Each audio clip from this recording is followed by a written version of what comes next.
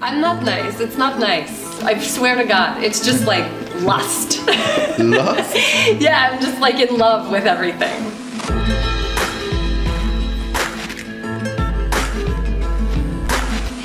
The whole point of yoga is that you get to integrate your body, your mind, and your emotional self. And when you can do this, you have more awareness of how you're moving through your life. It's easier to recognize and understand all of the gifts and opportunities that you have, and it's easier to be more patient and understanding with the challenges. And I'm talking like physical challenges, relationship challenges, how your heart and your mind respond to stressful situations. Yoga brings it all together and gives you a place to be peaceful and healthy and aware of yourself. So, okay, so the yoga that I think a lot of people think about because they see it in pictures and on TV is like the physical stuff. When you're moving through postures, the warrior postures, the tree pose, these common things that we know. So a lot of people think that yoga is like a stretching class or like a physical exercise. And there are some kinds of yoga that focus really hard on this aspect. So yeah, you can use that aspect to make your body stronger and improve your breathing. When you breathe more deeply, it's easier to be healthier and calmer and get better sleep. And then there are other styles of yoga that focus more on where you are energetically. Like this idea that beyond just your physical body, there's a whole parallel of energy that is also you. And these yoga practices will involve some really specific kind of breathing exercises, and sometimes chanting or moving the body in a repetitive way. And you use these practices together with like the sporty version to create more balance like all around. Yeah, that's what I want to say. So I came here when I was 21 years old after the King Hassan II died.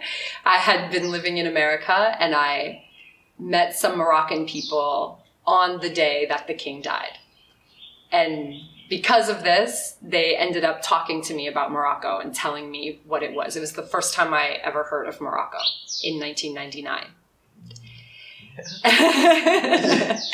And then after I talked to those people, other people in my life and just different books and things I saw started to like put Morocco in front of my face a lot, like really quickly.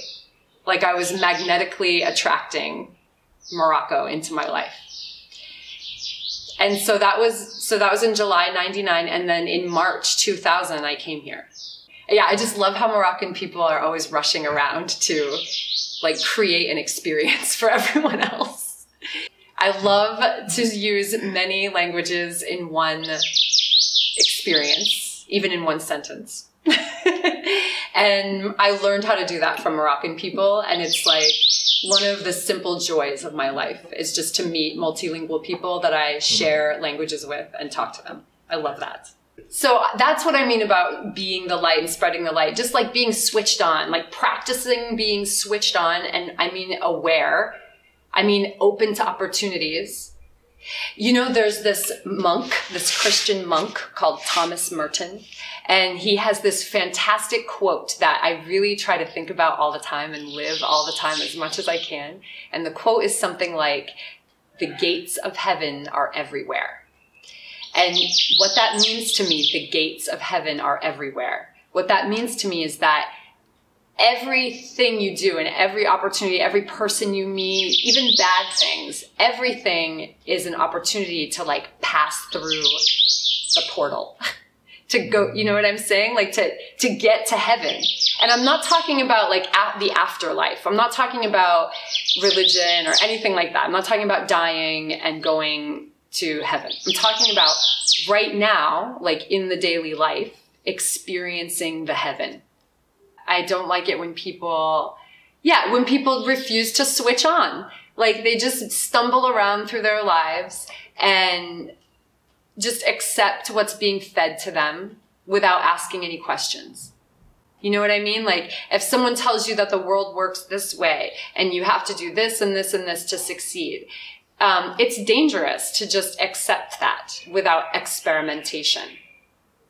Right? Yeah. So that frustrates me. I won't say that I hate it when people do that, because that sounds really harsh and like not exactly how I feel. I feel like sorry for them. I don't think anyone could be a coach, because I think that I think it's best to recognize what your talents, like what your natural gifts are, and then enhance them or develop them and then use them. So, I mean, there are many qualities that coaches should have, and I don't have all of the qualities, but I have enough of them that it's kind of really natural for me. And so the qualities that I think are necessary are, you have to be really willing to self-reflect, because your own life is like an experiment where you learn how to handle different kinds of challenges and how to manipulate your own growth. And then you can use that to model and facilitate growth for other people. But if you can't self-reflect, like if you can't witness yourself growing, then you won't be able to help others do the same. So that's a major thing. And then other things that you would need is you have to be willing to be vulnerable, because if you have too many walls, then people won't trust you and they won't understand how you can help them. And then you also have to be able to listen.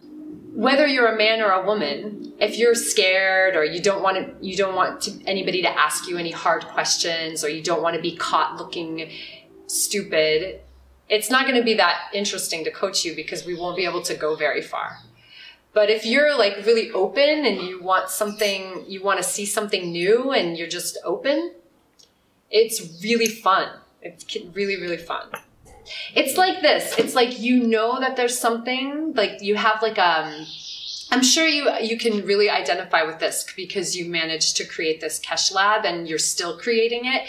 So you must have like a little feeling inside of you that's like always in the back of your mind of like, okay, I did this much, but there's like another something I'm supposed to be doing. And like, I'm just waiting for like that thing to fall into place, and then I'm going to put that thing on top of it, right? You're always thinking like that. Yeah. That's who comes to me too. And then we make the next thing happen. Like when we're children, nobody teaches us to like learn to read our heart, you know, and like follow that. Yeah. No one talks about that too much. Or even if they do, there will be like an inspirational movie in the cinema or something, and everyone's like, he followed his dreams. But it's not integrated into our culture that that's actually a good idea to do that. Yeah. So that forces people to do things that they don't love because they think they have to. Not risky, just to risk it. But what people don't know though is that like that thing, that stability, it's imaginary. Like it doesn't really exist. You made it, or we made it, or these people that we're talking about created it. So there's zero reason why they can't create it again in another way. You can make anything you want anytime. It's the people who are willing to go through these uncomfortable moments. They're the ones who are going to, they're the ones who are going to keep achieving more openness and more resilience, like inner strength. You can create your reality. Like everything that you have is created by you, and you can create anything else that you want. When you understand that, you become more fit. And it's you and other people like you who are going to create the world. Like it's us. We are the culture makers. Like we're the ones who are going to decide how this all goes. Do you understand what I'm saying? Okay, I see. And it's a good thing. Yeah. Thank you, Erin. Thank you, Salim. So namaste is? But it sounds like namaste.